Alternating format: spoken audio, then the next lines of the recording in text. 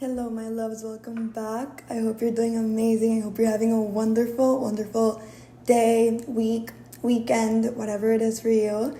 And I'm so happy to see you here. If you feel stuck right now, you're not behind, you're not lazy, and you're definitely not broken. You are simply working with a brain that's doing everything in its power to keep you safe. Because your brain's number one job isn't to necessarily make you successful, but instead, it's to keep you safe. And sometimes that protective instinct that our brain has to keep us safe is what actually keeps you stuck as well, and procrastinating. So I'm really excited because in this video, we're gonna study the neuroscience behind procrastination, why it happens, and how to work with your brain instead of against it, okay?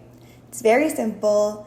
By the end of the video, you're gonna feel like you're gonna understand your brain and a lot of things are gonna click for you, and you're gonna be able to stop procrastinating and actually start taking action, which is what I want you to start doing. Here's a fact that a lot of people don't realize. Your brain is a prediction machine, and its job is to protect you. So a lot of the times you're not necessarily experimenting or living reality, but what your brain is predicting from past actions and from past experiences.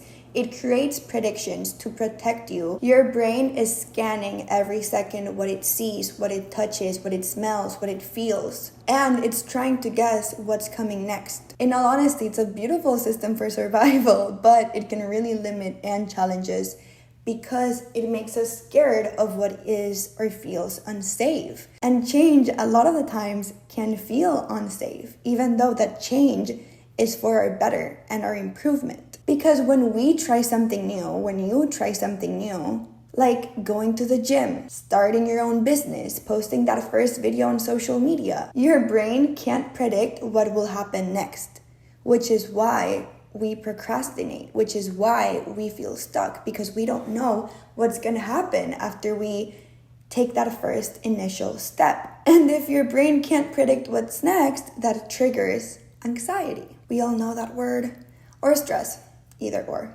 So what does it do? What does your brain do when it triggers that anxiety? It gently pulls you back to what feels familiar, to what feels natural. Wow, that actually does make a lot of sense. It pulls you back to what you know, to your comfort zone. This is why new feelings feel uncomfortable to us. Not because you're not capable, not because we are not capable. It's because our brain is trying to protect us from uncertainty. When you're able to understand that it is not because you're not capable, but because your brain is trying to protect you from what it doesn't know yet, you can start to meet yourself with compassion instead of frustration. Because it makes sense.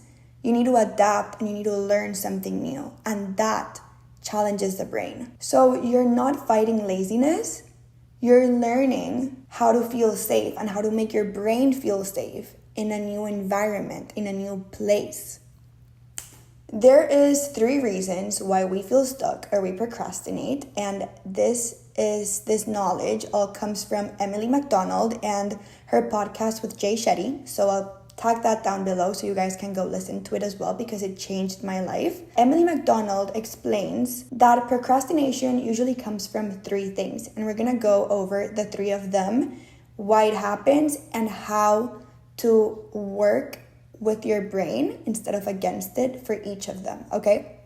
I'm gonna do it with you. So, reason number 1, Emily says that it's an identity mismatch. And this one, in my opinion, is the most interesting one because we all battle with this, okay? Sometimes we procrastinate because there is a little gap between who we are, who we believe we are, and who we want to become.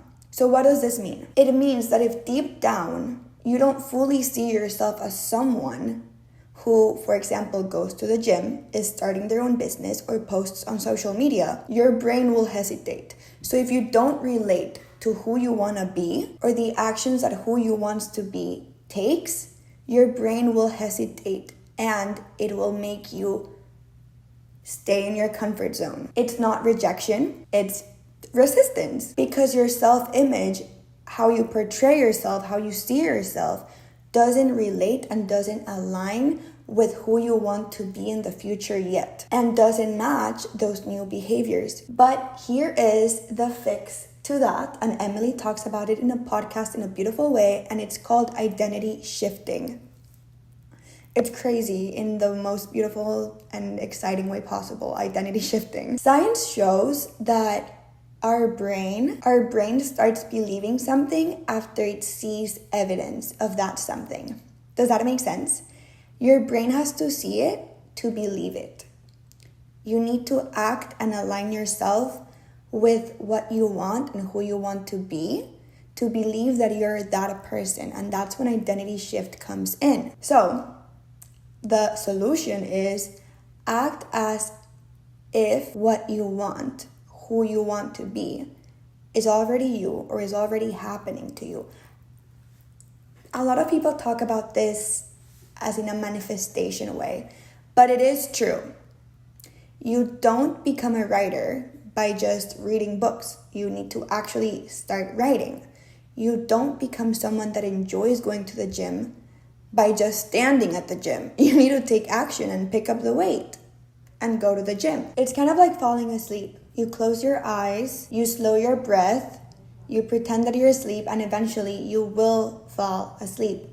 It's the same in life. It works the same way. You need to start showing up as the version of you who already does the thing that you want. So that, for example, could be laying out your gym clothes the night before, or opening your laptop and start planning your business, the outline, the marketing, the soft launch. Small steps count and matter because every action tells your brain and gives evidence to your brain that this is who you are now and that you're shifting your identity to who you want to be and aligning with your goal. So from this moment on, remind yourselves, I am becoming the kind of person who shows up for myself, for your future you.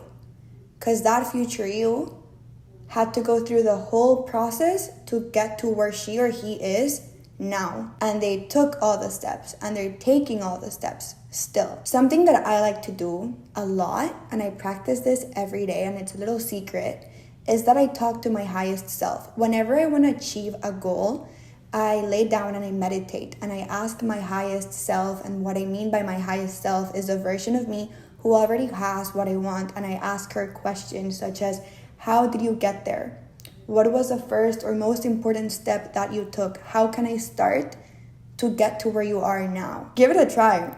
I swear it works. It's actually really good and very powerful. Each time you take a step aligned with who you want to be and aligned with the goal that you want, your brain stops predicting your future based on past experiences, and it starts creating new pathways that are based on your chosen identity and based on moving forward as if a string was pulling you where you want to be. You feel more guided instead of stuck because you're not living from the past, you're living from the present, aligning yourself with the future that you want. But you need to be very clear of what you want. And that is how you shift identities, and that is also how you start seeing real transformation as well. Reason number 2, Emily talks about fear. Fear is such a tender part of procrastination and feeling stuck as well. And it's very interesting because sometimes we're not avoiding that task or even starting. We're just protecting our hearts. We're protecting our ego. We're protecting our soul. And this is because our brain and we might be afraid to fail or even succeed. We're afraid of feeling judged. We're afraid because we don't know what's coming next. And an exercise that always works is naming that fear, being with yourself and being able to label that fear. Because when you name what scares you, when you give it a label, you take away its mystery and it gives you back your power. You're able to understand why you feel afraid and how you can navigate around it and around that fear and give yourself the control and the power back. So you can ask yourself, what exactly am I afraid might happen if I try this, if I take this step? Or what's the worst that could happen? And how can I manage it? How can I handle it? Because most of the times we're afraid of something that is not happening to us. And it's just our brain keeping us at that safe place that we know and feel comfortable in. But if we're able to take ourselves all the way to the end goal, and all the way to the end of the situation and see the worst outcome or the worst that could happen and give yourselves a solution to that, you take away the fear.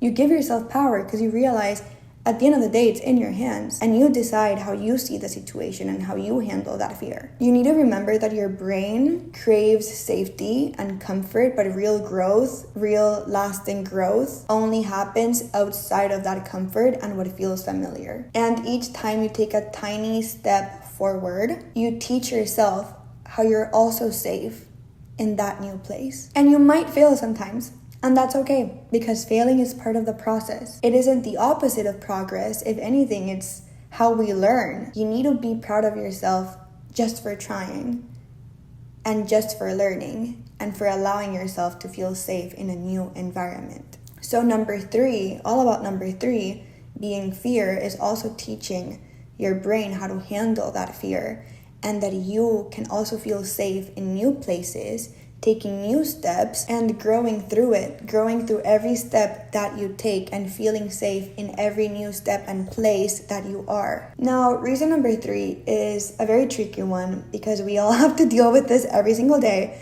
and it's cheap dopamine. Let's talk about dopamine first. Dopamine is the feel-good chemical in our brains, and it drives motivation and it also drives focus. Now, this is, in my opinion, the most important one, because cheap dopamine comes from quick dopamine hits, which equals quick hits of pleasure. And this can be scrolling, junk food, online shopping, binge watching a show or a movie. And it's comforting, but it's short-lived. And over time, a lot of cheap dopamine can make deeper satisfaction and hard dopamine even harder to access.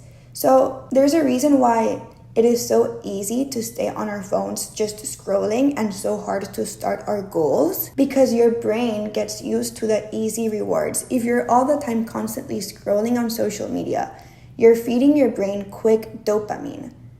You're giving it easy rewards. So it's obviously going to make it harder for you to want to go after something bigger that feels harder. And yes, it will take more time to achieve than just scrolling through your phone, but it's going to give you more satisfaction at the end of the day. And it actually makes you genuinely fulfilled. If you think about it, it's like when you study for an exam and you study for hours and you get an A, you feel so proud of yourself because you know you put in the effort to get that A. Deep dopamine, you create it through nourishing yourself, your brain, your effort. So habits such as journaling, stretching, reading, creating something, meditating, or just taking care for your body, it gives you a hit of deep dopamine, which is what we need because it builds patience, it builds presence, and it builds inner calm. So if you've been stuck in a loop of cheap dopamine, you need to be gentle with yourself first, and you need to start small. Replace one quick cheap dopamine habit with a deep dopamine habit, such as going for a walk or going to the gym. Those little swaps can tell your brain that pleasure can come from peace and not just quick stimulation. So now that we went over the 3 reasons, it's time that we reconnect and you reconnect with your why and your purpose. Because if you've ever told yourself, I just need motivation,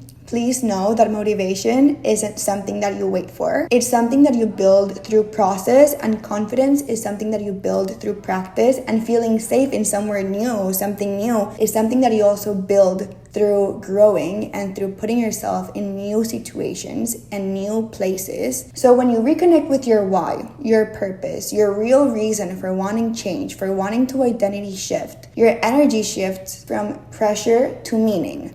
So instead of feeling stuck and instead of procrastinating because of the pressure, because of the fear, and because you're not aligned with that version of you that you want to be yet, if you reconnect with your why, your purpose, and your real reasons, and you remind yourself why you started and where you want to be, you give purpose to your brain, you give purpose to yourself, and you build through purpose, which is the most important thing. Ask yourself, who am I becoming through this process? What do I want my days to feel like, and how do I want to feel when I achieve the goal I'm setting myself up for? Discipline isn't punishment, it's self-respect in motion. And that is amazing to see it that way, because the word discipline can sound scary, but at the end of the day, it's just respecting yourself and respecting your future self. It's taking care of your future self right now so you can actually get to where you want to be. And one more tip that Emily talks about in this podcast is always celebrate yourself. After completing a big task or even a small task, after taking a step, take a breath and tell yourself out loud, if you want to, or in your brain, I'm proud of you. Acknowledge yourself. Go get yourself something that you enjoy. You have to treat yourself. You have to acknowledge every step that you're taking. So your brain also gives you that kind of like dopamine, because like you're telling yourself like, I did this. I'm treating myself because I feel safe in this new place, because I allowed myself to grow. You need to celebrate yourself. That is so, so important. That moment of kindness with yourself triggers a natural dopamine release, which is the same chemical that strengthens new habits. And your brain now learns that this action feels good, so it becomes easier next time, with patience, with warmth, and with belief. Okay, let's have a little recap now that we went over the 3 reasons why you're procrastinating or you're feeling stuck, and also how to fix it or how to work yourself around it and with your brain instead of against it. I'm gonna remind you a little bit of what we talked about. Number 1, your brain predicts your future. Number 2, shift your identity by acting as if you already have or had what you want, or you already are who you want to be. Number 3, acknowledge your fears and walk through them softly. Face them, being kind to yourself. Number 4, trade cheap dopamine for deeper and more meaningful dopamine with purpose. Number 5, celebrate your efforts and talk to yourself with love as well. And number 6, remember that you're doing all this for future you. If you start doing even just one of these things today, one of these 3 things we talked about today, your life and your brain will begin to change, because you're not fighting yourself. You're simply learning how to feel safe in your own growth. Okay, my loves, that's gonna be all for today. I hope you enjoyed it. I hope you learned a lot about why we procrastinate, why we feel stuck sometimes, and also know that it's not your fault. Hi, Sally. No, you're so good. And also know why it's not your fault. It's just your brain trying to protect you from its fears. But you're gonna get through it. If you see this video again and you kind of like write down and take notes of how to do so, trust me, your life will change, because mine has. And I've practiced this for almost a year or more already. Trusting my highest self, talking to her, trusting myself, and knowing that my actions need to align with who I want to be rather than my past. Living in the present aligned with my goals. But I love you so much. I hope you have a wonderful day. I hope you enjoyed this video. And I will see you very, very, very soon. Okay, I love you. Bye.